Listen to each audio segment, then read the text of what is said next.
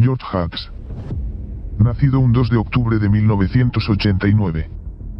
George Francis Hughes, alias GeoHot, ha logrado capturar la atención de los medios durante los últimos años gracias a su ingenio, que lo llevó a romper la protección de seguridad en el baseband del iPhone cuando solo tenía 17 años y a los 19 vulnerar el sistema ultra seguro que Sony implementó en PlayStation 3. La vida del hacker transcurrió tranquilamente en la ciudad de Glen Rock, un poblado de no más de 15.000 habitantes ubicado en el condado de Bergen County, New Jersey. Su talento fue alimentado desde pequeño por la educación recibida en Bergen County Academies, una escuela que divide sus clases en académicas como por ejemplo, ciencias, ingeniería, telecomunicación o negocios. George estuvo enrolado en la Academia de Ingeniería, donde participaba activamente de concursos relacionados con las ciencias.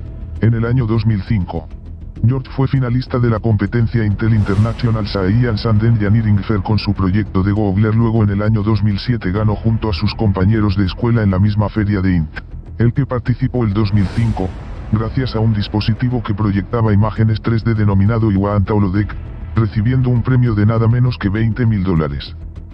Los inicios de George ya nos entregaban una pista de sus capacidades prematuras y que siempre fueron apoyadas por la educación recibida.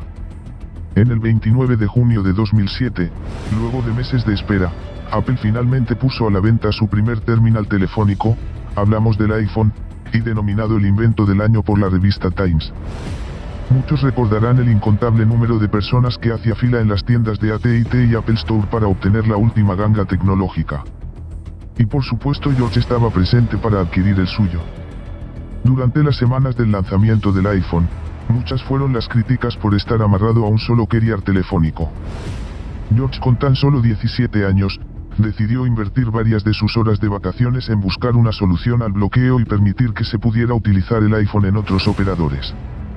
Finalmente, bastaron 500 horas de arduo trabajo, varias latas de Red Bull y un soldador para alcanzar el éxito, porque había logrado por primera vez vulnerar la seguridad de Apple vía hardware. El hack realizado al iPhone para poder hacer llamadas desde otros portadores no era algo simple, y muchas fueron las críticas por parte de los medios.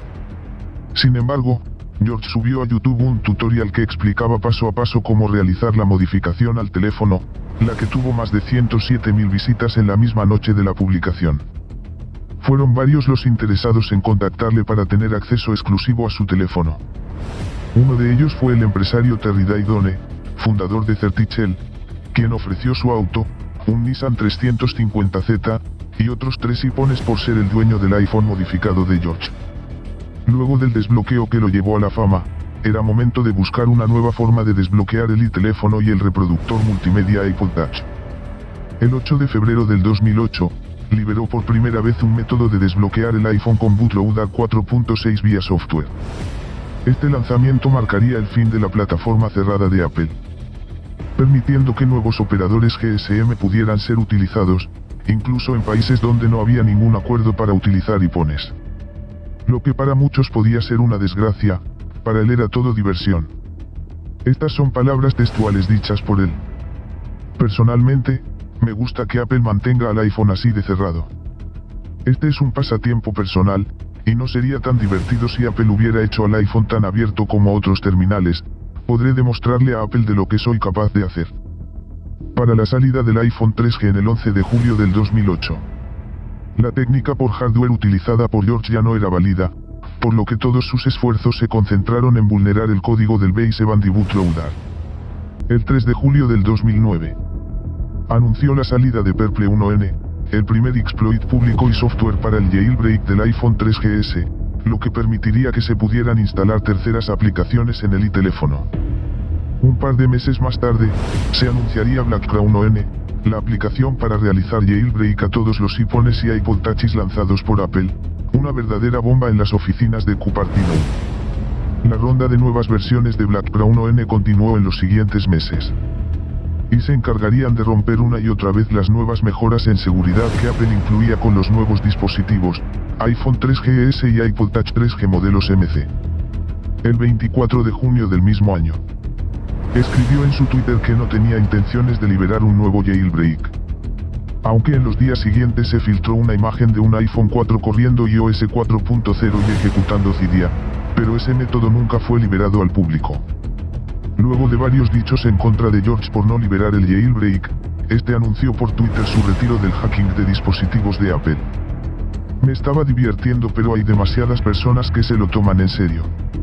Solo es un teléfono y esto ya no es tan divertido. PlayStation 3 fue la tercera consola fabricada por Sony y parte de la séptima generación de consolas. Junto a la Nintendo Wii y Xbox 360 de Microsoft, ambas tenían en común que eran vulnerables al hackeo, mientras Sony se jactaba de tener la única consola de videojuegos inviolable. Las ventas de esta consola no fueron muy fructíferas en un principio. Algunos de los factores eran su elevado costo, utilización de discos Blu-ray, y por supuesto, que no era posible utilizar juegos de respaldo como sí se podía hacer en las consolas Xbox 360 y Wii.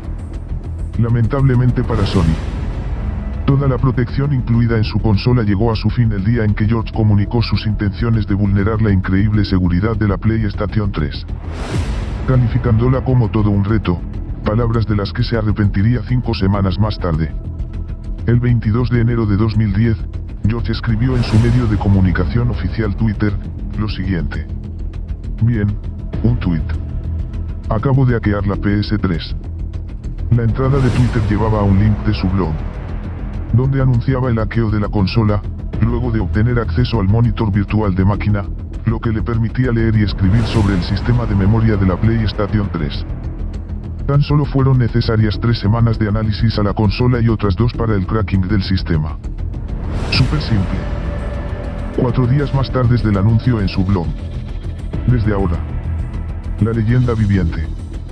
Ponía a disposición del público un exploit que permitía ganar privilegio hipervisor en la consola. Solo era requisito tener una consola PS3 con soporte para OS, una característica que permitiría eventualmente instalar el sistema operativo Linux en la consola.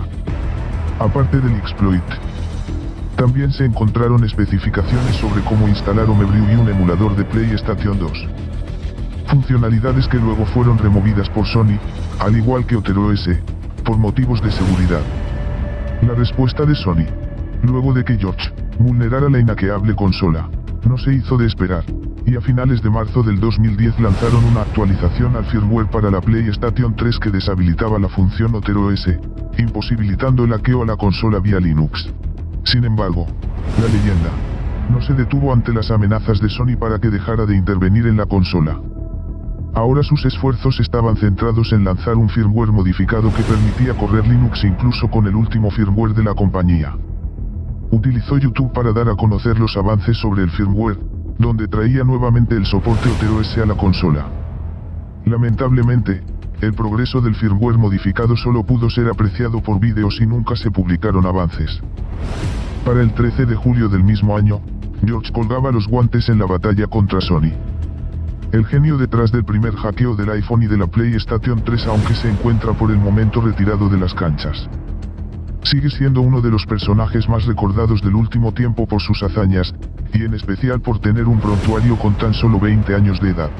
George Hacks y muchos otros hackers involucrados se enfrentan a un caso del gigante Sony por haber distribuido una herramienta de Internet que le permite cambiar la clave de cifrado para la PlayStation. En 2011, Facebook lo contrató para desarrollar aplicaciones en la plataforma del iPad. En 2014 crea Toggle Root, una aplicación con la cual se puede rootear de forma sencilla decenas de dispositivos Android. Razón por la cual Google en julio del 2014 anuncia su contratación para formar parte del Proyecto Zero. Si te ha gustado este video, dale a like, comenta qué te ha parecido y suscríbete. Para no perderte el próximo video.